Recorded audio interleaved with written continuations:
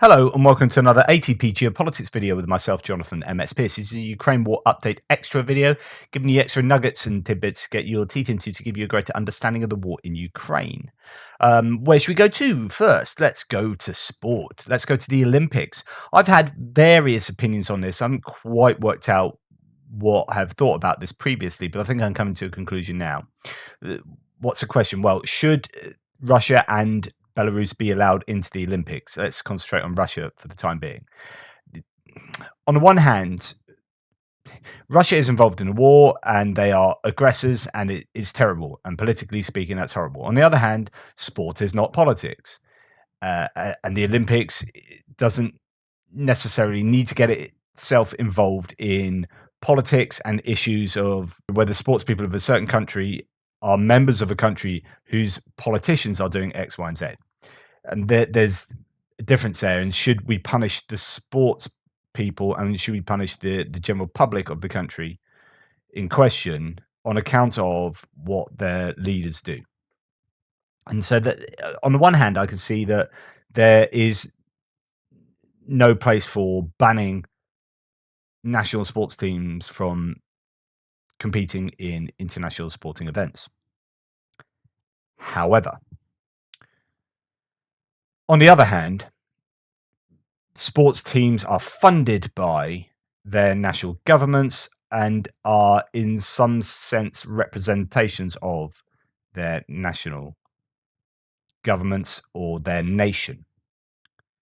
So the IOC, the International Olympics Committee, I think have said, okay, well, they can compete, but under a non-Russian flag, under a neutral flag. So that's one way of getting around this issue. However, it turns out that of all the countries in the world, Russia particularly, and there will be a number of other countries that do this as well, but Russia particularly have a close relationship between their armed forces and their sports people. And here, Dmitry Kuleba, who's a government official, says that sports, state propaganda, and the army are indivisible in Russia. And now Putin has already introduced not only politics, but also war crimes into sports. There is no way for Russian or Belarusian athletes to compete in the Paris Olympics or any other major sporting event. And he posts this particular video, which shows you the close relationship between the army and their sports people, or the armed forces and their sports people.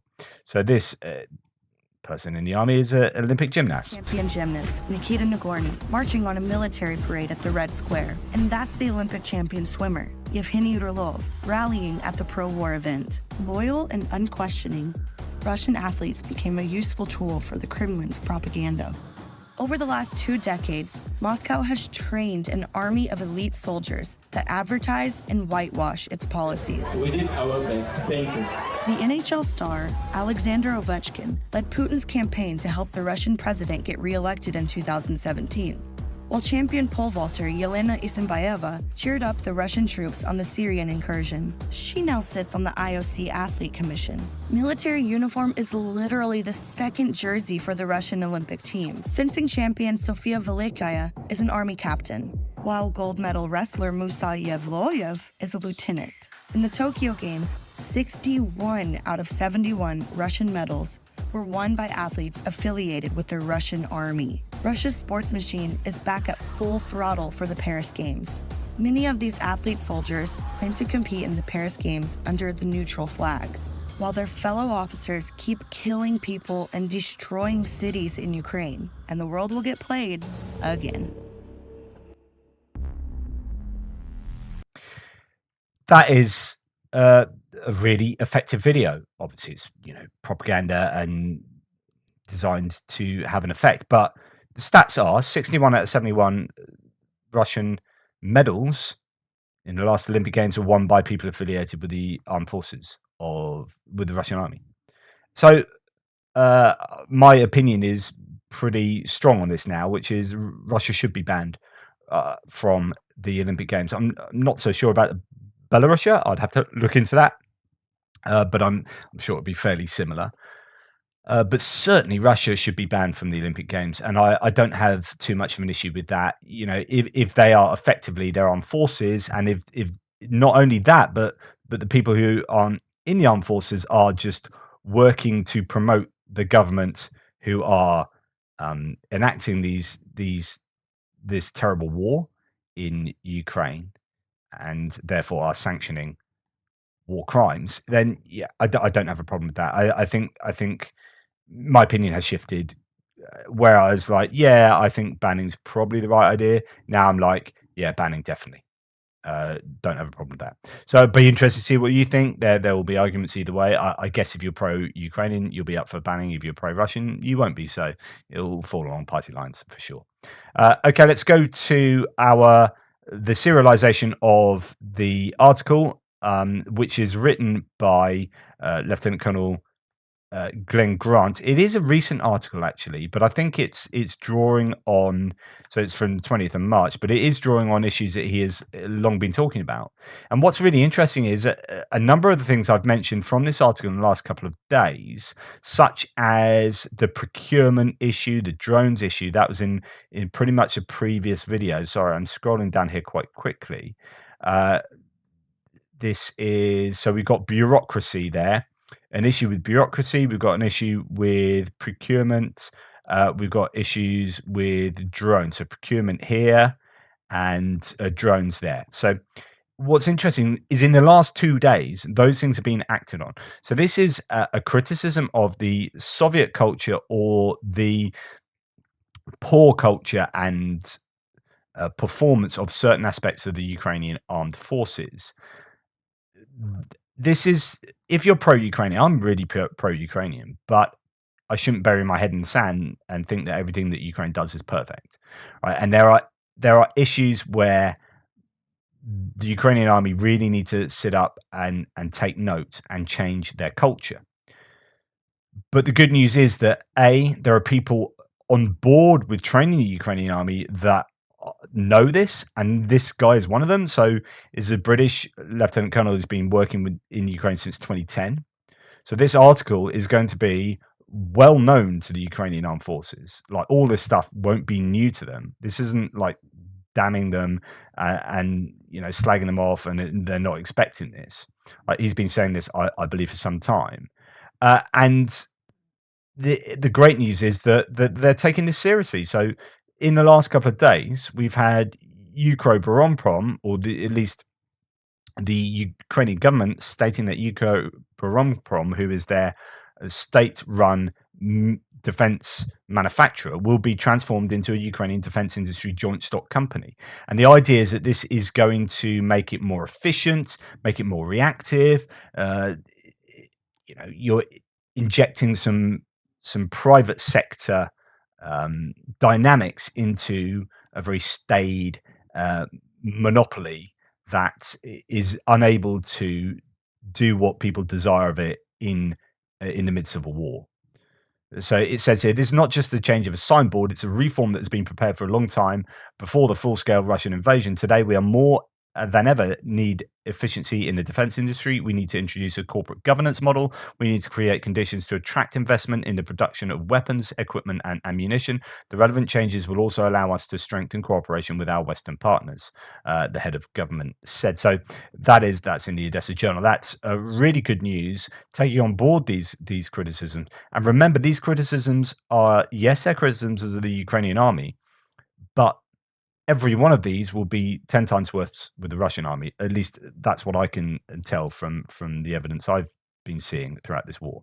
So yes, it's a criticism of the Ukrainians, but is an even bigger criticism of the Russians. So the other thing that's happened is, instead of spending months on unnecessary paper and bureaucratic work, we will have accelerated admission of drones to operation, their purchase and delivery to the front, the Deputy Prime Minister Mikhailo Fedorov has said.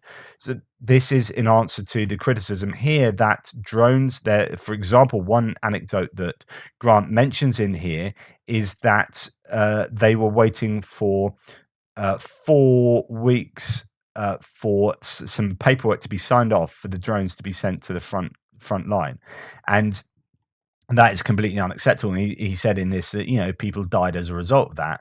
You could argue. So it's really good news that this is being acted on. Okay, let's get to the fifth installment of these. I think I'll just do a couple here and leave the last one and the conclusion to the next video. Medical aid must be boosted to decrease. I think should say to decrease. Military deaths. There are major weaknesses across the whole military medical system. It does not work. The lack of qualified soldiers with combat first aid is criminal. The lack of proper tourniquets is criminal. Volunteers are in despair at the lack of proper training system and coherent support. Now, as I mentioned just now, this is even worse for the Russians. Like looking at the Russian medical equipment, we've seen videos of Ukrainians coming across their packs, looking through them, going, "Oh my god, this is absolutely terrible." Really bad for the Russians, but still bad for the Ukrainians. You might have some really good examples of medical equipment, of medical expertise, but is it uniform? Is it in patches? So the front line is basically overwhelmed, says Grant. The challenges are reflected in a lack of individual first aid kits, limited and uncoordinated training for soldiers in battlefield medicine, and poor policies at the national level for the support of seriously injured or even those needing basic medication. And this support must also cover mental illness. However, Law 8271 dangerously risks turning those who are mentally ill into criminals, as happened in the First World War.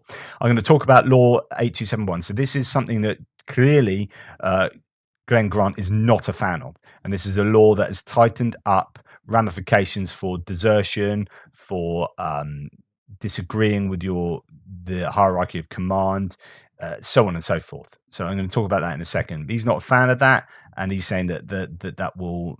One aspect of that is that you don't take into account mental illness in how people act on the front. If you're going to punish them really harshly, then what you're doing is you're punishing mental illness, is essentially where that is going. So family and welfare officers is another aspect that he sees as lacking. Every unit needs a family and welfare officer team. This is an important requirement for the future needs of society as the war progresses and needs change.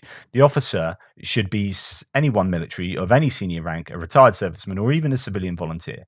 Their task is to be the formal point of contact between the unit, families, government, the ZSU, the local government, and the medical system. It is important to have an officer in each unit who is away from the battle space and who can process the necessary documents for families when a partner dies or is injured. The critical weeks after trauma are vital for the family in providing immediate welfare and financial aid, especially moral support. The officer would have this responsibility. This isn't going to win you battles on a battlefront, right? It's not going to win you the war per se, but it's good practice. And one of the things he talked about earlier in the article is trust, is building trust. And he talks about it mainly trust within the army, but there also needs to be trust from the army to the population as well.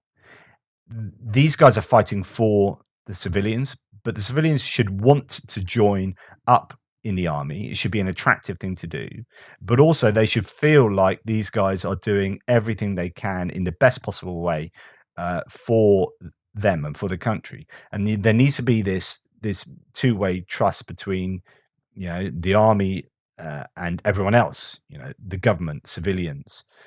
So this kind of activity will build trust and will build communication and will build respect for the army, and I think he's right to bring that up. Now, Law 8271 has been pretty controversial. Some people are for it, some people are against it. Hey, that's life. So Kyiv Post here explained why Ukraine's top general urges tougher punishment for deserters. This is Zaluzhny has come out, and this was back in December, where it was, I think it went through Parliament and then it needs to be signed off by Zelensky. I think it has been now. Correct me if I'm wrong. Ukraine's top general, Valery Zaluzhny, has taken a rare step into domestic politics with a public call for tougher penalties for soldiers deserting their units as fighting and casualties intensified in the eastern city of Bakhmut. And it goes on to say, Zaluzhny said, so this is Zaluzhny's defense of this law. He wants this law, and some of the top brass want this law. It's not to say it's necessarily the right thing to do, however. So Zaluzhny said that under the present rules, any Ukrainian soldier can, if he wishes, flee an assigned position or defy his commander and face little or more than a 10% deduction from his military salary. Harsher sentences generally are probated so that the refusnik, Zaluzhny said, might stay with his unit and hopefully fight better next time. Zaluzhny says, An army is built on discipline. This is unfair. Exposed areas of the front are forced to be covered by other servicemen. So it's not unfair that it's built on discipline, but he's saying the present situation is unfair. Exposed areas of the front are forced to be covered by other servicemen, which leads to increased losses of personnel, territories, and civilians on them. Often, lost positions have to be restored by assault actions at a very high cost. This should not be the case. So the article continues. The Ukrainian parliament approved draft bill number 8271 on December the 13th, which, if signed into law by President Zelensky, would impose a jail term of 3 to 10 years on a soldier convicted of disobedience. So we're going from a deduction of 10% of their pay to 3 to 10 years in prison. This is a massive change. Directly disobeying an order, threatening a senior with violence, and deserting one's unit would carry a potential penalty of 5 to 10 years in prison. So deserting gets you now 5 to 10 years in prison. Proved desertion in the face of fire would carry a minimum 5 and a maximum of 12 years in prison. So they've gone really harsh here compared to, it appears, what it was previously. The law would also close a loophole allowing civilian courts to overturn a military sentence imposed on a service member and allow small unit commanders to fine soldiers caught drinking on duty more than 1 month's salary or throw the guilty party into unit detention for as much as 2 weeks without appeal.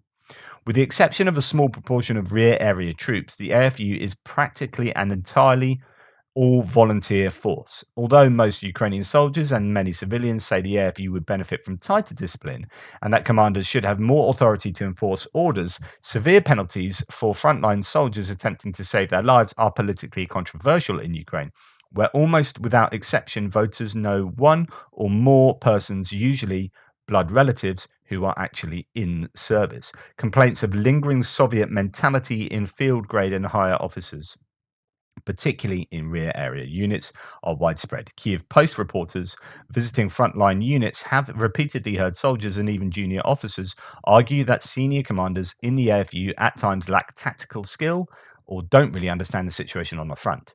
Yuri Butasov, one of Ukraine's highest profile military correspondents and a long-time outspoken supporter of Zaluzhny personally, in a December the 20th Facebook post, echoed that point of view, saying that any commander thinking troops on the line will fight better if they are threatened with punitive jail sentences has little understanding on why Ukrainian units fight and how to maintain their morale. I think the authors of this bill would very much benefit from a visit to the front, Butasov wrote. So this has divided people. As I say, some of the higher echelons of military hierarchy think this is a good idea, because they'll be well used to that kind of strong line of discipline. But other people are like, in a time of war when this is about, there's largely will be about morale as well. We need to make sure that we are protecting those who fight, and that we aren't seen as monsters, jumping on defiance in the ranks. So that, but then you can't also let that take. There's a really fine line to be walked here between kind of oppressing your troops and holding them to account and a minimum kind of discipline. I don't know whether that they have just gone from one extreme to the other, whether there needs to be, a larger graduation involved in that, or you pull those things in over time, but not immediately. I don't know. I'm no expert on these matters, but it is clear that this is for many people an unpopular law, including some, as I've mentioned, Glenn Grant's in the armed forces saying that this ain't a good idea. All right, let's go to talk about something else. So this is Phillips O'Brien here saying 100% agreement with what Mykola Bielyskov, who's a research fellow at the National Institute for Strategic Studies. So he knows his onions, as Dom Nichols would say, under the Ukrainian army and president, senior analyst at Come Back Alive. So Phillips O'Brien agrees with what he says, saying the Russian attritional losses present an opportunity that will hopefully not be missed. So what does he say? He says, as Russian forces get attrited in new, largely unsuccessful offensives, and before new Russian hypothetical rounds of mobilization would bring results, a window of opportunity is opened for a Ukrainian offensive.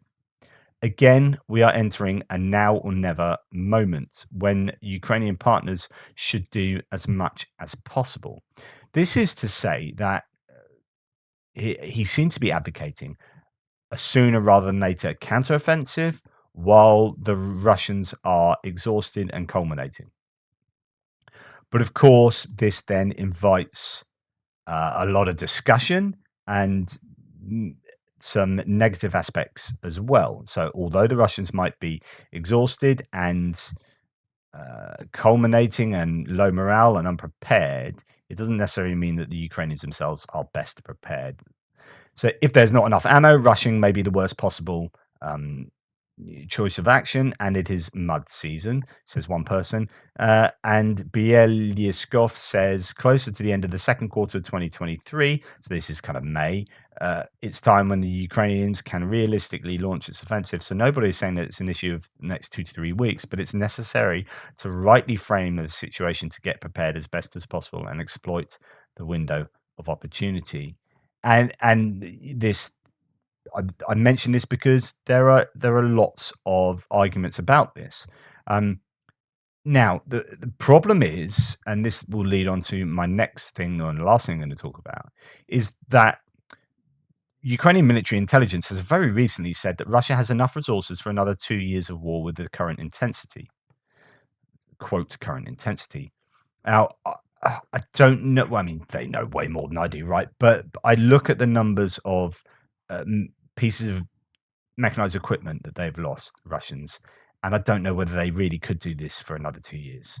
I really doubt it. But they do have the manpower to do that if the political will is there, and if the popular will is there, or at least if there isn't such popular discontent at the loss of this number of people that they would start reacting badly against the Russian government. So I guess I'd have to look into exactly what the Ukrainian military intelligence are saying by that. But another 2 years of war would obviously not be good for international allies of Ukraine, losing patience, losing money, political will, public support, and all those kind of things. You kind of want to wrap this up as quickly as possible. But then you don't want Ukraine to rush into a counteroffensive that they are ill prepared for. Now, if you look at people like Anders Puck Nielsen today on YouTube, his video on Bakhmut, well worth looking into. I was going to go and find that for you, but you can go and find it. He talks about how the Russians were rushed into an offensive that they were ill prepared for, something I've said before as well. When Putin says, I want the Donbass taken by the end of March, well, that's never going to happen. Then the Russians have to run around like headless chickens, getting their stuff together and getting on with an attack when actually they don't have the manpower, they don't have the equipment, they don't have the supplies, so on and so forth to do that, to succeed. And it starts getting muddy. So, fools rush in. It's about picking the right time and making sure you're as prepared as possible. But they really do need to do this by the end of spring, so May time. Otherwise it's summer will be there, and then you've got autumn. So they need to strike whilst the Russians are at a low point. This is for sure. They don't want to give them a chance to reconstitute, but they also need as much bloody equipment as they can get their hands on, and as much training under their belts as they can do. So there are several things at play here, and there will be competing needs, but there is certainly an interesting conversation to be had there. Right, so that brings me on to, is this going to be a forever war? And I just want to play you the last bit of a video by Caspian Report, which is a interesting video looking at the different approaches to this war and how it looks like it could be a forever war. And this then talks about allies, and particularly the US here. So it sees this as US against Russia. Russia are okay with really long wars. In fact, it's an advantage for them for this to be a very long war, where it won't be for the US so much, and that could be a problem. Now, this leads me to talk about my recent video, Russia, Religion and Using Gods, Russia, Putin, Propagandist, Religion and Gods, that I did on my Atypical Philosopher video. Channel. I would signpost you to that. Go and check that out, because there is definitely this element where the longer this war goes on, the more chance Russia have to do their kind of fifth generation warfare, to do divisive things in, for example, the US.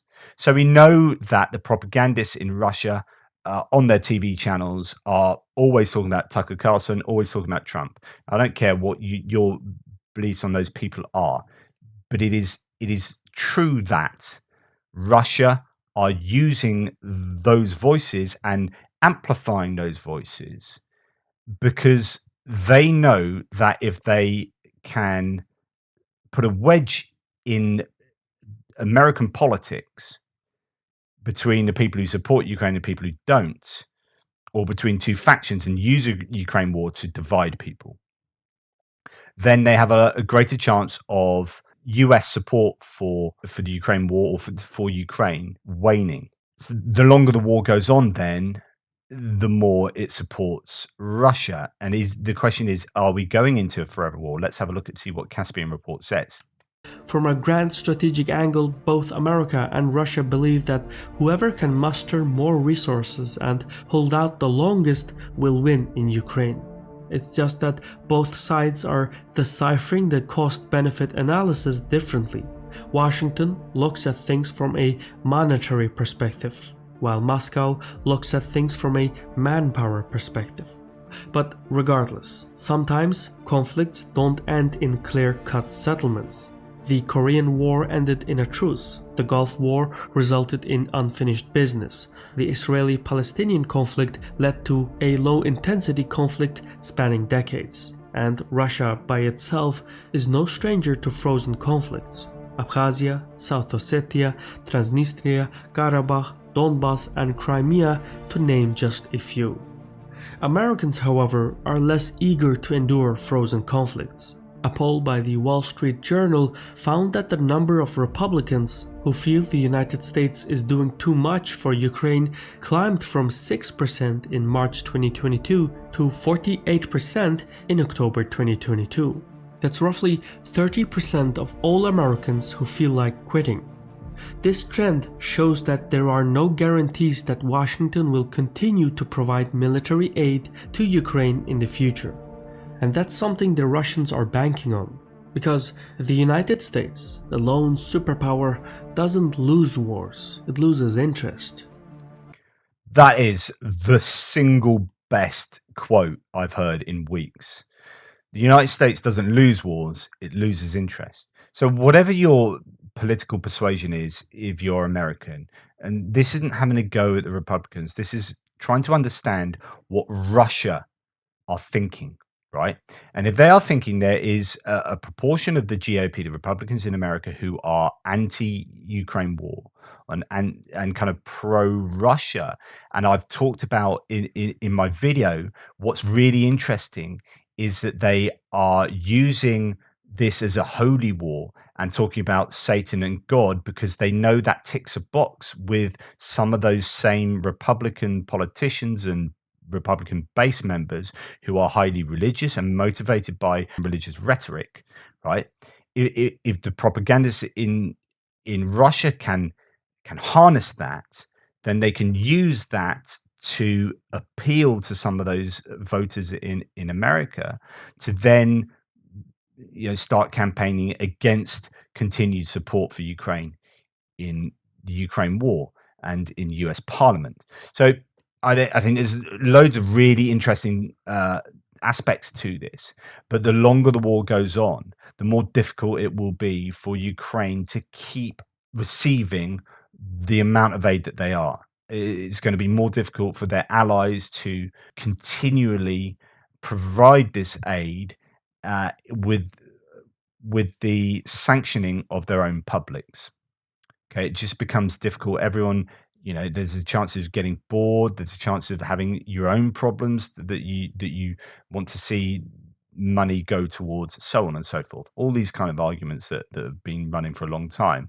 But just the longer the longer the war goes on, the more difficult it will be for Ukraine to maintain that level of support. And Russia know that, and they're using lots of different tools to A, prolong the war, and B, sow division amongst the allies, both amongst the allies, like amongst the countries, like you look at Hungary and Serbia and all these other countries, but also within countries, in this case, the US. Be interested to see what you guys think. Anyway, that's enough from me today. Really appreciate your support. Please like, subscribe, and share. Please, have some respectful but robust conversations in the threads below. I really do appreciate what you bring to the threads. And just to let you know that tomorrow, Sunday, I have a really full day of sports for my boys. So we'll be going to a double rugby match for one of my boys, and then going up to the north of England for ice skating for my other twin. So I may be able to do videos tomorrow, Sunday, but if I do, it's probably in the evening from a hotel room. If I can manage to do that. If not, it'll have to be Monday. But I don't know. I'll try and work things out. I always say this and then I end up doing the videos anyway. But it's going to be really difficult for me to do videos tomorrow. Anyway, just thought I'd let you know. Toodle pips. Enjoy your weekend.